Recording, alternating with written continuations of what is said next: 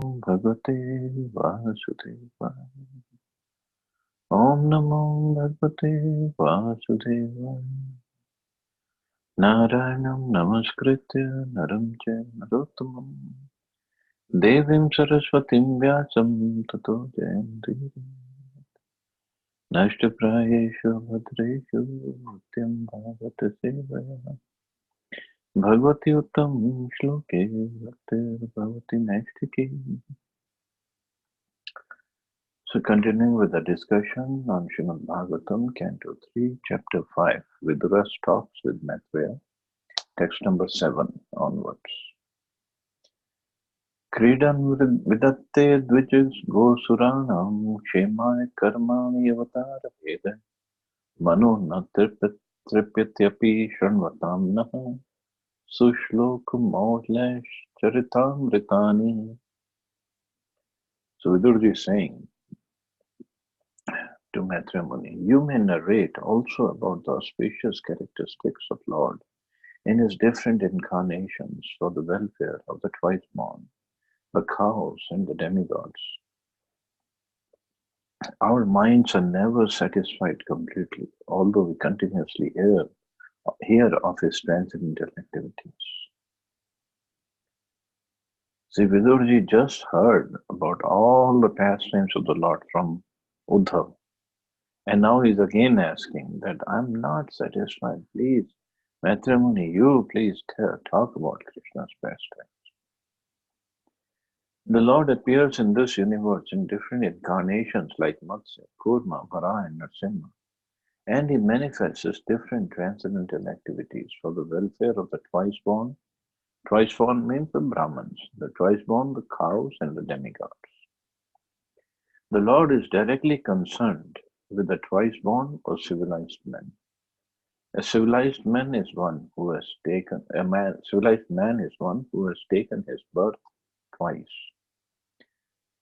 A living entity takes birth in this mundane world due to the union of male and female. A human being is born due to the union of the father and mother, but a civilized human being has another birth by contact with a spiritual master, who becomes the actual father.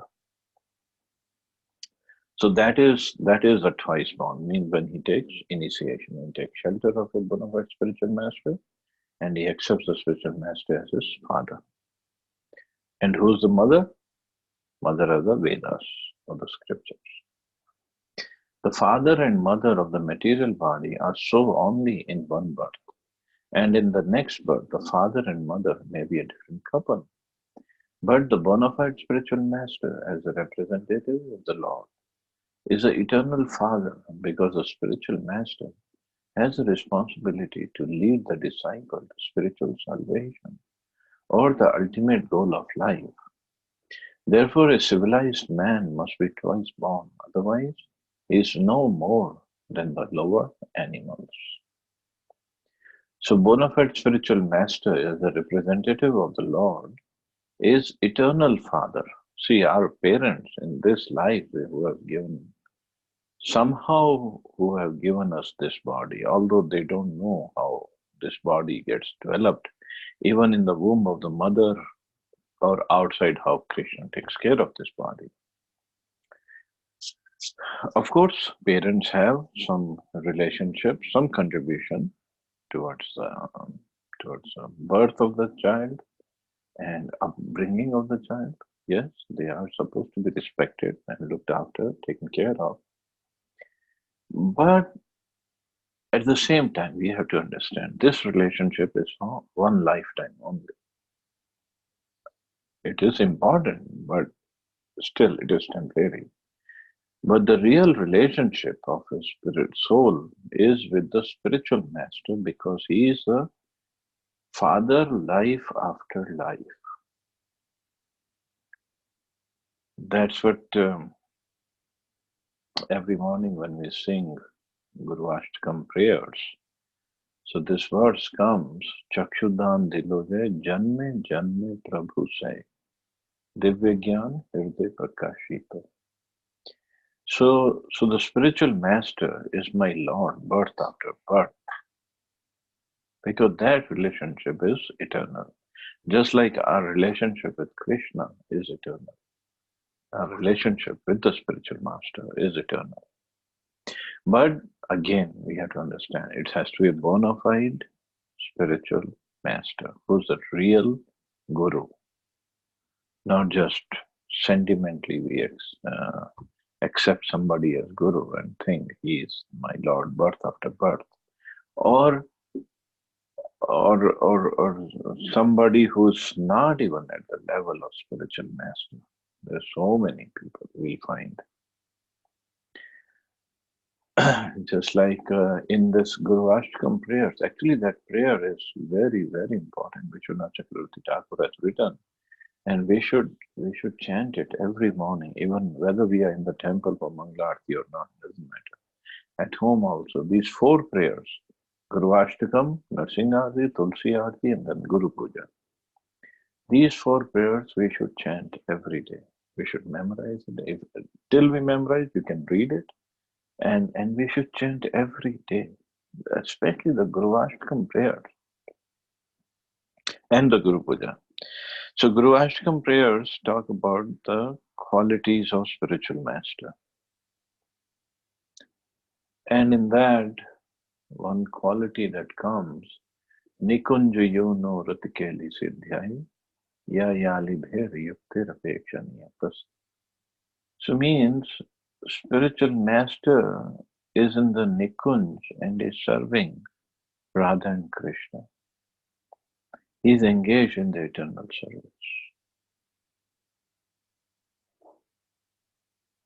So just anybody cannot be a spiritual master.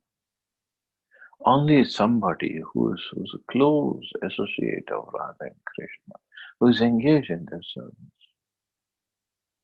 Of course, at the same time, we have to see anybody who has helped us on the path of bhakti, he should be respected. I'm not saying they should not be respected. So one has to be very careful when taking shelter of a spiritual master. One has to be very careful. So because he is our master, birth after birth, that is a real relationship. Therefore, a civilized man must be twice born, otherwise he is no more than the lower animals. The cow is the most important animal for developing the human body to perfection. The body can be maintained by any kind of foodstuff, but cow's milk is particularly essential for developing the finer tissues of the human brain so that one can understand the intricacies of transcendental knowledge. A civilized man is expected to live on foodstuffs comprising fruits, vegetables, grains, sugar, and milk. The bull helps in the agricultural process of producing grain, etc. And thus, in one sense, the bull is the father of humankind, whereas a cow is the mother, for she supplies milk to human society. A civilized man is therefore expected to give all protection to the bulls and cows.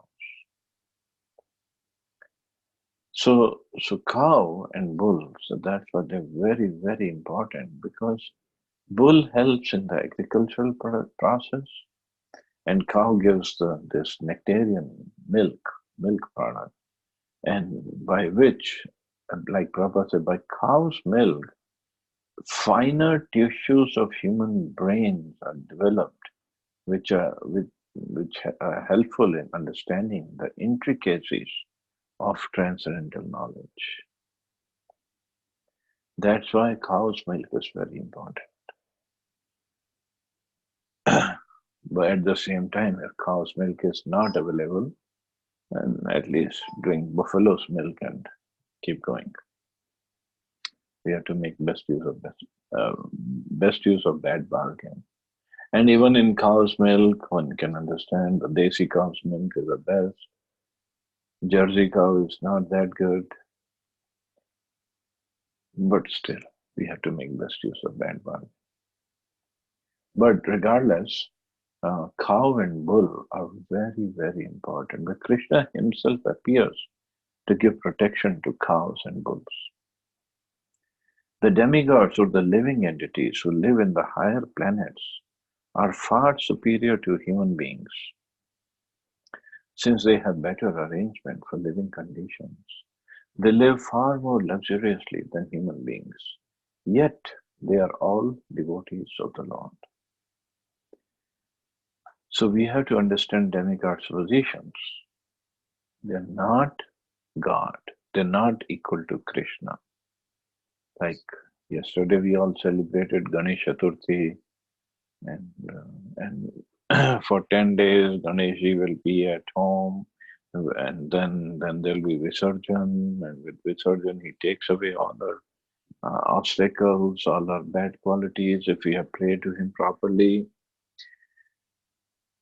But from Brahm Samhita, which is written by Lord Brahma himself, who's the person in charge of creation, and he is the one who creates all the demigods actually. He creates everything. So he is writing that Ganeshji gets his powers by serving Lord Nrsimhadev. He gets the powers to remove our obstacles, no doubt. But the power he gets is by worshipping Lord Nrsimhadev. So, and Nrsimhadev is expansion of Krishna. So ultimately everything is coming from Krishna. So nothing wrong in worshipping demigods, nothing wrong in worshipping Ganeshji, but with the right understanding that they all are devotees or servants of Krishna. And whatever powers they have is given to them by Krishna. And all the demigods, they rule, they take care of different aspects, different departments of the material universe for the period of one manvantar only. So in Brahmaji's 12 hours, the daytime of Brahmaji, there are 14 manus, so 14 manvantars, 14 periods of manu. And every demigod, they rule only for one manvantar, except some exceptions are there, like Lord Shiva, Durgaji, Hanumanji, Chiranjeevi. Those are exceptions. But other than that, everybody, they just rule for one manvantar. Of course, from our perspective, even that one manvantar is very, very long time. So for us, it is as good as eternal, but they are not eternal. Not even from Brahmaji's point of view, what to speak of from Krishna's point of view. So any benedictions they give are also temporary, they're not permanent. But they are all the devotees of the Lord, and they live on higher planets. They're very, very far superior to the human beings, so we should give them proper respect. The Lord incarnates in different forms, such as those of a fish, a tortoise, a hog, and a combined lion and man, just to give protection to civilized men. The cow and the demigods, who are directly responsible for the regulative life of progressive self-realization. The whole system of the material creation is planned so that the conditioned souls may have the opportunity for self-realization. One who takes advantage of such an arrangement is called a demigod or civilized man. The cow is meant to help maintain such a high standard of living. So this whole system is created by Krishna, so we have opportunity for self-realization. So that's why cows help us in understanding transcendental knowledge if we drink cow's milk and live our life properly. Demigods are there to help us materially. They can help, and if we serve them properly, and all these things, what should we do? We get twice born, take shelter of a bona fide spiritual master, and continue on the path of self-realization or bhakti. So that's why Krishna's taking care of cows, demigods, and twice born is very important. The Lord's pastimes for the protection of the twice-born civilized men, the cows and the demigods, are all transcendental. A human being is inclined to hear good narrations and stories, and therefore there are so many books, magazines, and newspapers in the market to satisfy the interest of the developed soul. But the pleasure in such literature, after it is read once, becomes stale, and people do not take any interest in reading such literature repeatedly. In fact, newspapers are read for less than an hour and then thrown in the dustbins as rubbish. Or we collect all the newspapers and then a few days later we sell it to Kabadiwala. That's all it is good for. The case is similar with all other mundane literatures, but the beauty of transcendental literatures like Bhagavad Gita and Srimad Bhagavatam is that they never become old.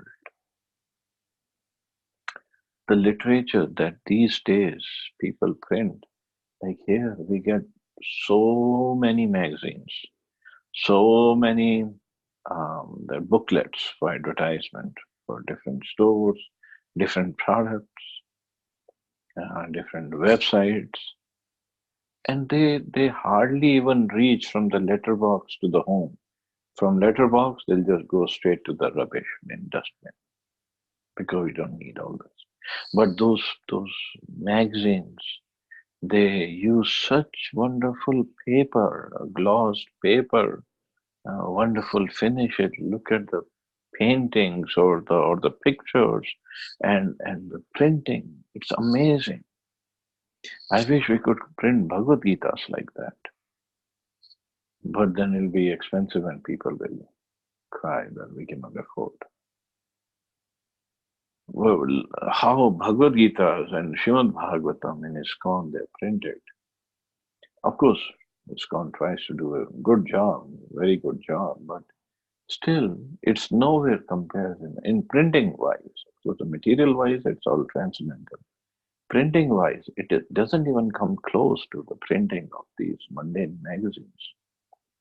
But still, Prabhupada, they have been, the Bhagavatam and Bhagavad Gita, they have been read in the world by civilized men for the last 5,000 years and they never become old.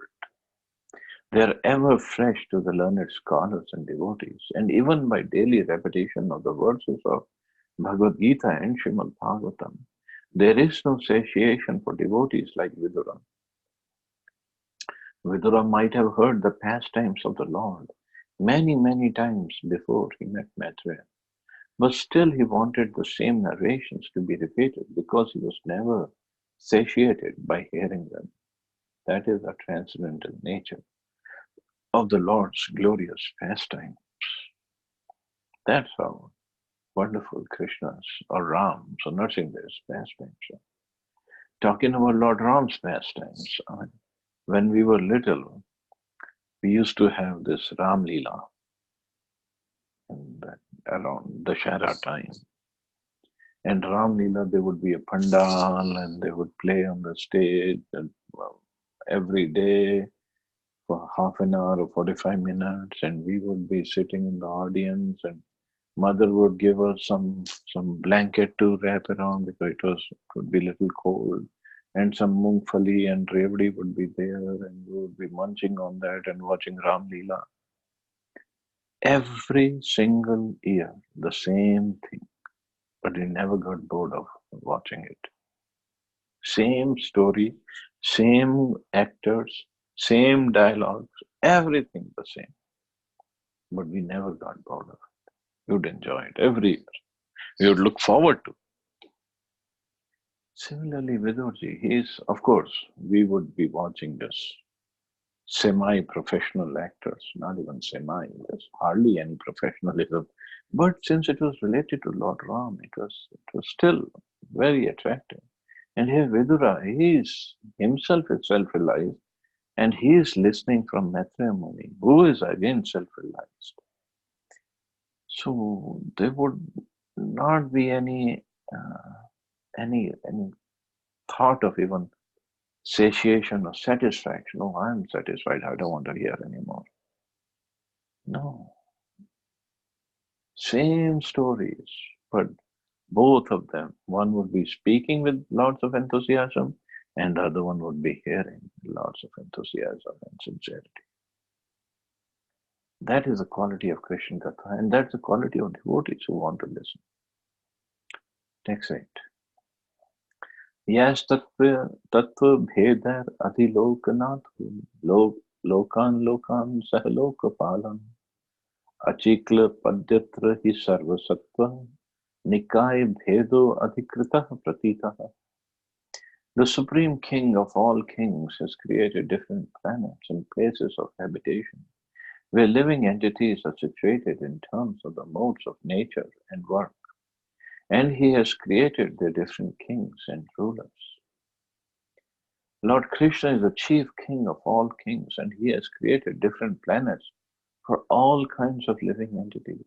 Even on this planet, there are different places for inhabitation by different types of men. There are places like deserts, islands, and valleys in mountainous countries, and in each of them, there are different kinds of men born of different modes of nature according to their past deeds. There are people in the Arabian deserts and in the valleys of Himalayan mountains, and the inhabitants of these two places differ from one another, just as the inhabitants of the Icelands also differ from them. Similarly, there are also different planets. The planets below the earth, down to the Patal planet, are full of various kinds of living beings. No planet is vacant. Even Mars is not vacant. Moon is not vacant. Of course, our equipment or instruments that we design is not qualified or sufficient to see them. But no planet is vacant. There's life everywhere. No planet is vacant as wrongly imagined by the modern so-called scientists. In Bhagavad Gita, we find it said by the Lord that the living entities are sarvagata, or present in every sphere of life. So there is no doubt that on other planets, there are also inhabitants like us, sometimes with greater intelligence and greater opulence. The living conditions for those of greater intelligence are far more luxurious than on this earth. There are also planets where no sunlight reaches, that is, the planets below Earth. And there are living entities who must live there due to their past deeds. So those are hellish planets when the living entities who commit lots of sins, they go there. All such plans for living conditions are made by the Supreme Lord, and Vidura requested Maitreya to describe this for the sake of further enlightenment. So again, here also, like Parikshit Maharaj, if you remember, he is Shukdev Goswami of the different creation of the universe. And Vidurji is also asking creation, how the different planets, how they all inhabited. Because he wants to understand how wonderful my Lord is, how powerful my Lord is. And still being that wonderful, that powerful, that potent, he still does his pastimes to protect what? Cows, twice born, and the demigods. Besides other pastimes, he does so many pastimes. But everything about Krishna is wonderful. Everything about Krishna is full of nectar. And this is what devotees are always, this is all they want to hear about. And that's why most of the time, the people who have no taste in this, they look at us, what do you guys do for fun? You chanting the same name every day.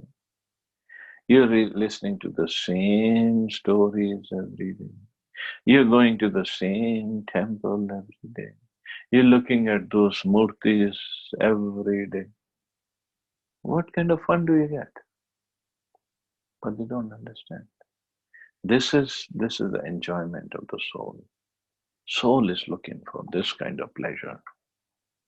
And devotees, they really, really find nothing more attractive, more beautiful, more satisfying than just looking at the deities of Radha and Krishna, or God Nitya, Krishna Balram. Just listening to their katha, listening to their holy name being chanted. This is all they want. And it is very satisfying to the heart, very pleasing to the heart. We just have to develop a taste for all this. So anyway, I'll stop here. See anybody has any question or comment.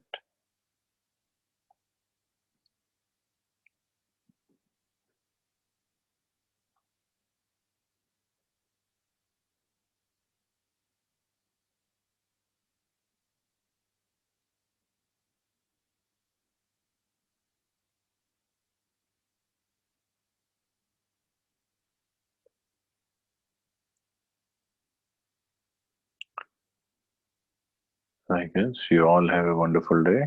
Hare Krishna. Jai Shila Prabhupada. Hare Krishna, Jai Hare Shri Ram. Krishna, Thank you, Prabhupada. Prabhu. Thank you very much.